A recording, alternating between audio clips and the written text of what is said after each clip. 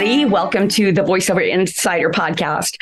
I'm Julie Williams, and my guest today is Tim Friedlander, who is here to give us some critical information. I mean, this is like quite amazing. Tim is a voice talent of many, many years. He's a technical expert, and he's got an organization he's founding that we need to talk to you about because this is relevant to you as much as it is to me, and it is.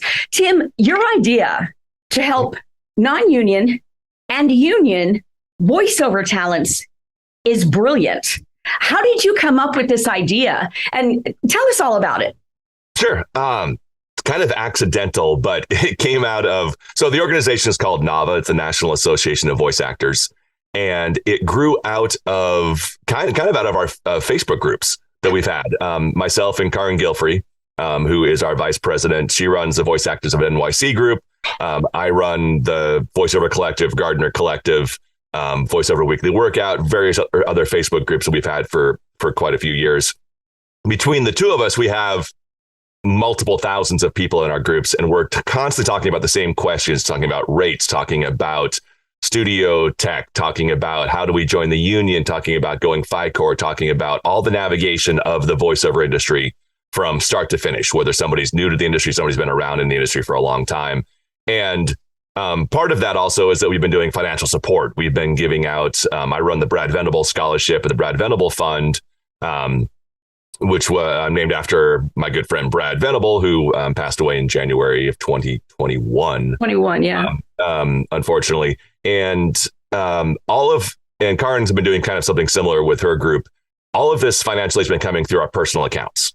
And so she and I, we looked at what we could do to form a 501c3. And so we put together a 501c3 to handle all of these donations. Good move. And which we should have done a while ago, but we put together, once we got to the point where, getting substantial amount of money we've done, especially through COVID the last couple of years. And once we did that, we started learning about other things that associations could do and other things that we could provide for our members. And one of those things that came up was the fact that you could actually offer healthcare. On a very basic level, that's the first thing that we kind of started with. So we started exploring this option of offering healthcare. And that's really practical. I mean, that's relevant personally to me and to probably most voiceover talents, union and non-union. Absolutely. I think that, for those who are in the union, I think the numbers, and, this is what I've heard. I don't have an official number from SAG-AFTRA, but the number that we've heard consistently is about 11% of SAG-AFTRA members qualify for health insurance. Wow. SAG-AFTRA plan. So there's 160,000 or so members, and 11% of those qualify for health insurance. And those people could qualify. The union won't preclude them from being able to be a part of this, right? No, we're not a union. We're not a competing union. We're an association for voice actors of all affiliations. Okay. U.S. based only currently. So we're, there's other organizations. WOVO, for example, is a national or international organization that covers international talent. We're just a U.S. based association. So this health insurance is going to be for only U.S. based talent because of, obviously, if you live in Canada or other countries, you have your government funded healthcare or other healthcare options in those countries currently. And so we've been exploring this. We started in November of 2021, kind of started gathering information and put together a proposal, sent it off to a couple health insurance companies to receive some information back from them. We did receive proposals at that time for health coverage, but we didn't have a big enough pool of people. We only had about 100 people who we were submitting to that pool. How big does that pool need to be? We need to be about 1,000 people. Oh, is that all? Yeah. Oh, we can get that. Yeah. Easy. Yeah. We're about 900 right now. Yeah. So we gathered about 900. We got really lucky. Voice 123 heard about our initiative and helped promote it. We were on. They did a blast for them, and they've been on the banner of the Voice 123 for the last month. Has been the NAVA link to our census, healthcare census.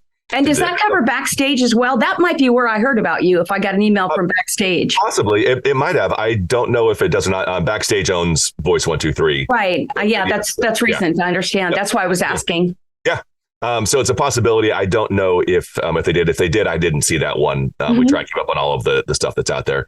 So that's kind of how we got to the healthcare part of this. So healthcare kind of came out of all of the other things that the association was put together to do, and healthcare kind of has come out of that. It's tough. It's a long haul. It's something that we don't know if we're going to actually be able to pull it off the way we want to. We're doing everything we can, but laws are changing. What the new healthcare laws that just went into that Biden signed yesterday or day before could affect what we're doing. We don't know all of the ramifications of these things, and things change so quickly that we could put all of this together, and then we find out once we're done that, oh yeah, by the way, now this association thing you can't do this association thing the way you had planned on doing it. So do you know anything yet about, not necessarily the ramifications of it yet, but what Biden signed into law that has to do with healthcare yesterday? From what I've read, nothing affects what we're doing. It looks like a lot of it is extending, is some Medicare extensions, and then extending the government funding for ACA through 2024, I believe. That's the basics that I fed. Obviously, I've all my information comes from what I was able to find online. So I haven't read the actual all of the actual details of that, right? Just the highlights of it. But from what it looks like, currently from what I've seen and what I've been able to read, nothing is going to affect what we're doing, either good or bad. Hopefully something would come along that would make it easier for us to do what we want to do. But currently, and this is for those who join. You said it was Nova. Nava. NAVA. NAVA. Okay. NAVA, so tell me what NAVA is, what NAVA stands for, and what NAVA is, sure. and how it relates to all voiceover talents. Sure. In addition to healthcare. Yeah. So it stands for National Association of Voice Actors. And what we wanted to do was kind of based on 4 pillars of action, inclusion, education, and professionalism. And then we've included benefits into there. And what we're really trying to do was take what we've done in these Facebook groups for the last 5, myself about 7 years, and really kind of broaden that to a national level to the voice actors that we work with nationally, who may not be on Facebook, who may not be on social media, but who need this access to this information. We've got different committees that we've put together. One of them, we have a 14-member advisory board, which includes union talent, non-union talent, FICOR talent who are working in acting, in on-camera acting, and kind of casting and diversity casting, helping to cast. We have members of the PGM list on our advisory board. We have members of QueerVox on our advisory board, of trying to help broaden the scope of all of these things that work for voice actors, regardless of union affiliation. We're not delineating between union and non-union. We're not an anti-union or a pro-union group. We are a group that's going to help everybody. If you want to join the union, we can help you find that path to the union. If you want to join the union and go FICOR, here's what we can help you find that information. If you want to take your entire career and stay non-union, what are the ramifications of that? What does that mean to stay entirely non-union? What can you and can you not work on? How is that going to affect your business? If you are staying completely non-union, you're not going to have down the road that access to SAG-AFTRA healthcare. So what does that mean now? What do we need to look at down the road? You're not going to have pension down the line. So what does that mean to work entirely? Your business looks different if you're going to be an entirely non-union talent versus if you're going to be a union talent. Your taxes are going to look different. Your finances, how you're going to structure your business, how you're going to structure, healthcare, retirement funds, anything down the line is going to look different if you're going to stay non-union. As a person looking retirement in the face, my twin sister has retired already. With someone looking at facing retirement, this is relevant because my whole career has been non-union, and I don't really have any regrets, but there are a couple of things I think about, like the people who have pensions and I don't. Just a tiny little thing there. Exactly. So that's relevant. So let me ask you about this. What about someone who is not a voice talent, but a sole proprietor or LLC or whatever? Let's say Celia Siegel, who helps voiceover talents do branding, but she's not a talent herself. Would she fit in with this organization, or was it not for her because she's not a talent? That is going to be something that we are working on right now. There will be tiers, so it's kind of a twofold question. She would definitely fit into the organization. She would be welcome in the association for sure. The question becomes what would qualify her if she needed to do healthcare. If you wanted to do healthcare, because so part of the requirements for this is that association membership has to be paid dues, and there have to be some unifying business that they're involved in. And part of what we're we're kind of struggling with and we don't have the answers for is what are those requirements going to be? Once we have enough people on this list and we get our proposals from the insurance companies, what are the requirements going to be? One of them we do know for sure is that you're going to have to be a paying member of the organization. So do you have any idea, ballpark figure of what that would entail? Like cost wise, as far as $20 a month, $100 a year. We don't know. There has to be some kind of financial connection, right? So that it's not just anybody can join off the street, and there have to be, you have to go through an application process, be approved. So right now, everything is just open. If you want to join Nava. You're welcome to be a part of this. There will be an open free plan. We want everybody who wants the education, who wants the training, who wants access to the information to be able to get that. And then the next tier would be a paying tier that will qualify you for the health insurance. Okay. And do you have a certain number in mind that you want to get on the list before you submit to the insurance companies, or a date that you want to submit? How many have signed up? Yeah, we're shooting for the end of August, and we're trying to get 1,000 people on our list. Wow. That's just another 100 though. About 100, 150 or so. We want to have a few more in case there's some overlap. Some people have submitted twice, and so we have to go through and fill out that information, filter some. Well, you could get 100 people from this podcast alone. Yeah, that's what I'm. I mean, that's totally doable. I'm here. You're going to put us over the top. That's what we're here for. So yeah, get that done. And once we have that, then we'll go to the insurance companies. We have 3 or 4 insurance companies who we're in discussions with, who are waiting for our census to come through. And once they do that, they'll look at what we have. They'll look at, where our members are located. We're looking at the age of our members, looking at the health of the members that we have. And once we have that, then they'll give us a proposal on what they can offer us. And that's really kind of where we are. Do you anticipate options like you can choose the HMO, the PPO, the HSA? Yeah, we're planning on having a fairly comprehensive, broad list of available options. Usually what in the first round that we had, they came to us and said, here are the options. And then we would have to pick 3 of those to offer our membership. So we could do, like an HMO, a PPO, or, 2 tiers of a PPO. And then, a MEC plan, which would be kind of a minimal for some people who are just straight out of college or who are just falling off their parents' plans. A very minimal plan that would just cover basic catastrophic insurance would be an option in there as well.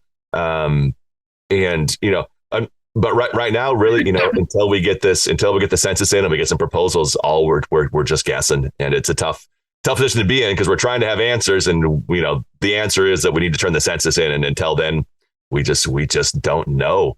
Which is we do know that, like eating the elephant. I'm sorry, my throat got dry. No.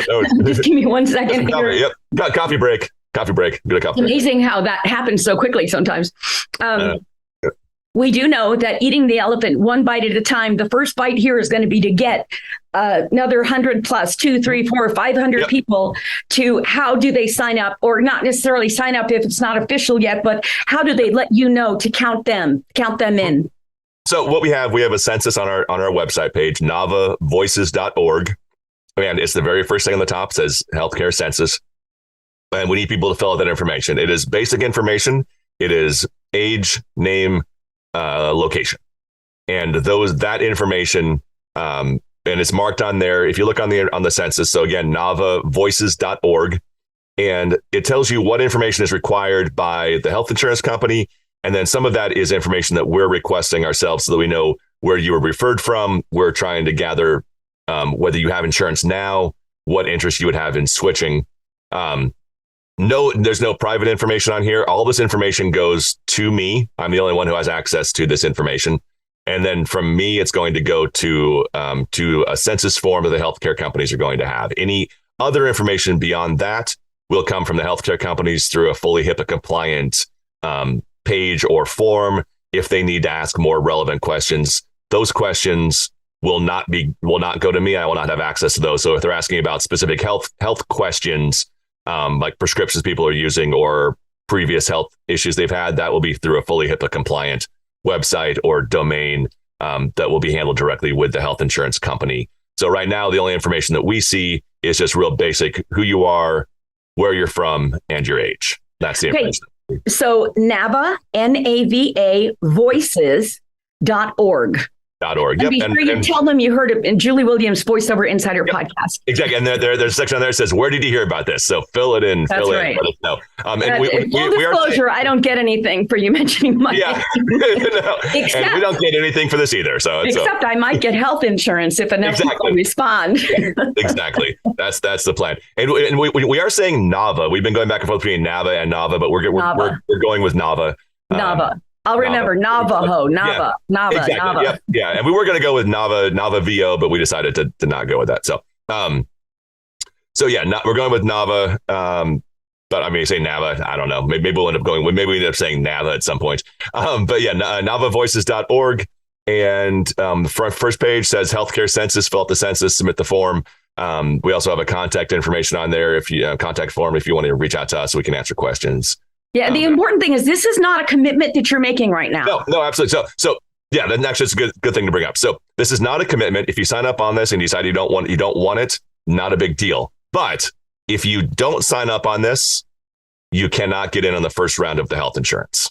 Oh. So I didn't know that. You would have to wait until the next round, until the next open enrollment comes around. So if you are interested, you have the right to refuse this. If you say, hey, I signed up for it, I don't want it, not a big deal. But if it comes down and you see, oh, that looks great, I want to be a part of it, but you didn't fill out the original census, you wouldn't be able to sign up this first round of healthcare. So that's an important thing. We've tried to make that, so it's a little confusing. So we've tried to make that clear. But it's a kind of a hard thing to say that if you don't sign up, but you do want it, you can't get it. Right. So you better sign up now. Seriously. So sign up. Yep. Sign up now. Yep. End of August. Mm-hmm. But now, does this mean, and I know you don't have a crystal ball, but if it's all submitted by the end of August, is there a possibility that this fall's open and this winter open enrollment, it would be potentially available? That's the plan. Our plan is so if we can get it done by the end of August, that gives us September, October, November to get proposals in, and would get us into the open. We're shooting for the open enrollment in November, December. So that we would have this available for that. And, again, full disclosure, this may not work. We may not get something, at least this year right now. Mm-hmm. But we're laying the groundwork. At the very least, we're laying the groundwork for something down the line. We just don't know until, we received a proposal in January from a health insurance company, from a major company, but it was just way too expensive. Yeah. We didn't have enough people on there, and it wouldn't have been beneficial for a lot of people, especially if you're under the ACA or if you have, covered I have covered California, so I do pretty well with my health insurance. A lot of people have SAG-AFTRA, but again, 11% of people are. Yeah, I have none. So yeah. There's no covered California for me, and and I look at the premiums and I think, I'm not sure I even spend that much in a year. I mean, is it a gamble to even get health insurance? So hopefully this will have better options. Yeah, we're hoping at the very least, something that's a very, catastrophic plan. If you, end up in the hospital, if you end up, for years, I taught music for years. I was a music teacher for 12 years, and I didn't have insurance through any of that period. So I just didn't qualify for anything that I was doing.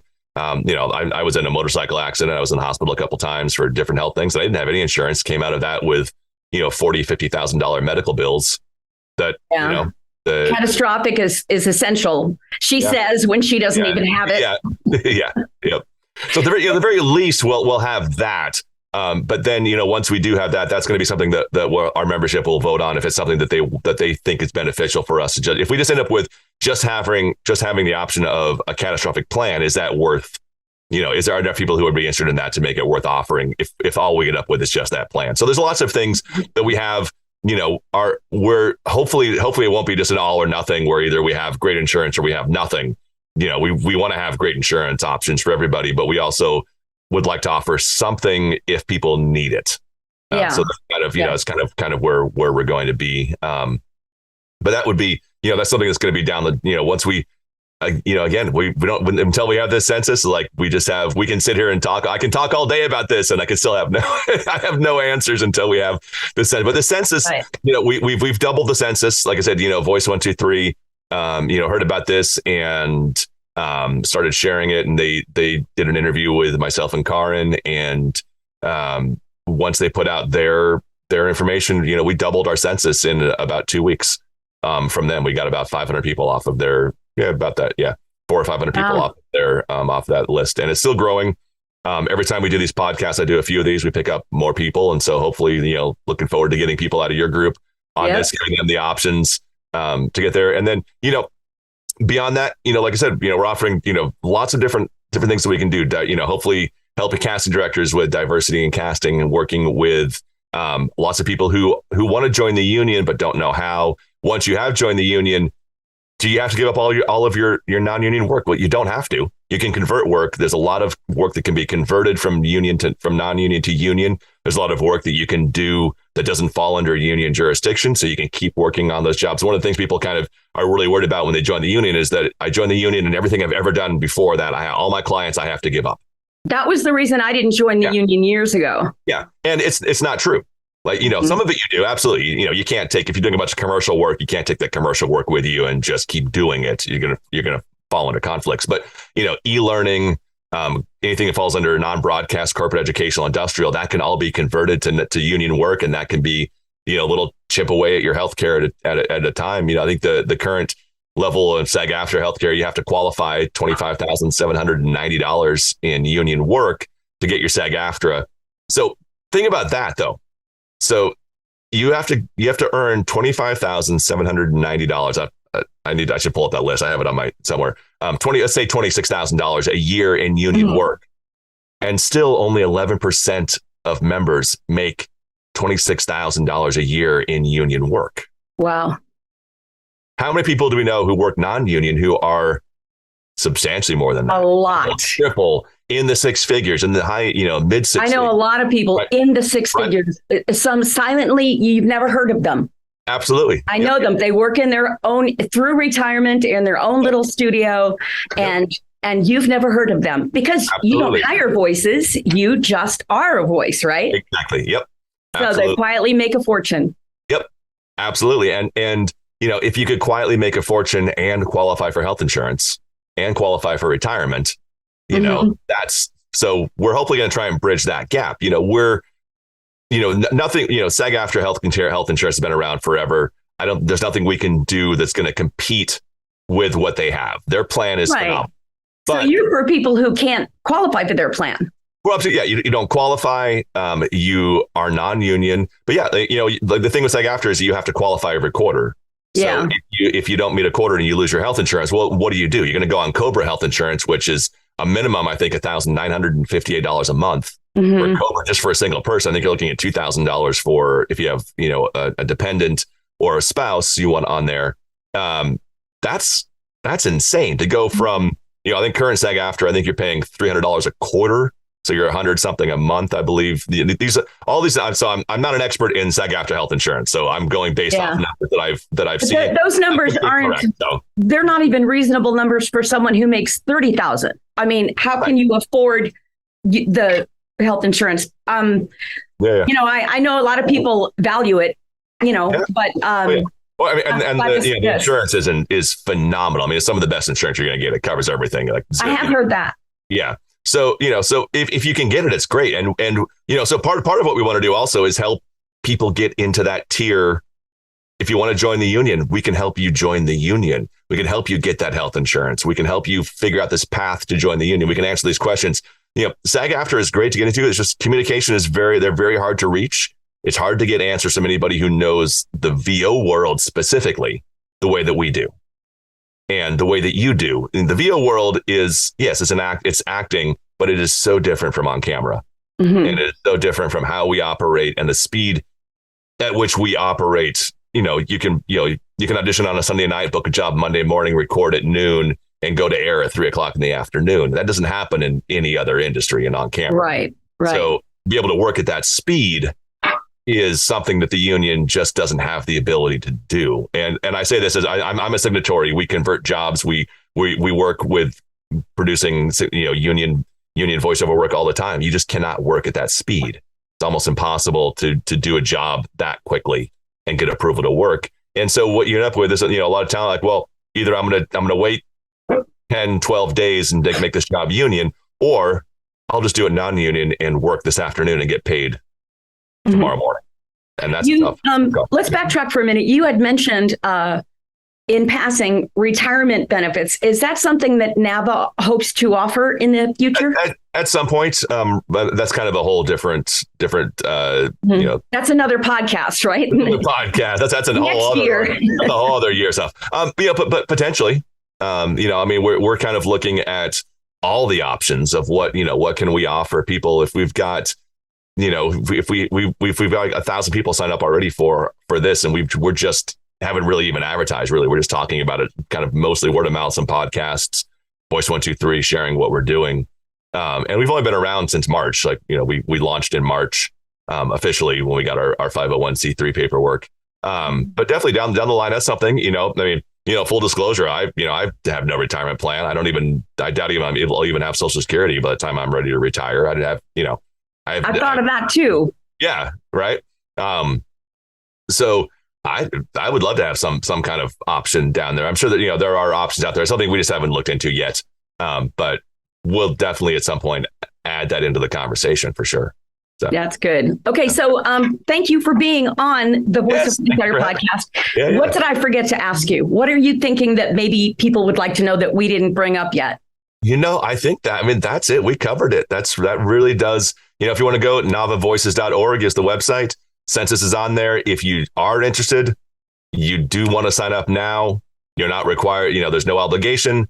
If you sign up and you don't want the health insurance, not a big deal. You just don't sign up. But if you don't sign up and you do want it, you can't get it until next year, until the next open enrollment comes around. So definitely encourage everybody to sign up. I signed up. Awesome. Amazing. So, I don't think it's anything else. I think that's everything. No. So you sign up too. Okay. I signed up. You sign up. Tell everybody, and remember, tell them not just that they need to sign up, just basically giving their name that they might be interested. Exactly. Tell everybody that, and then tell them they've got to do it today. Yep. We have about 2 weeks. We're going to try and go in at the end of the month. We're going to try and start submitting. We're going to compile all of this information at the end of August. Right. And be sure to mention the VoiceOver Insider podcast. That's just absolutely. It just feeds my ego. Exactly. Yeah, we'll see on there. We'll have a big list. I'll let you know how many people sign up. Okay. Yep. Well, thanks again for joining us, Tim. And we're definitely going to keep everybody updated. So we'll have you on again. Awesome. Thank you so much. Thank you. Cool. Bye-bye, Tim. Bye.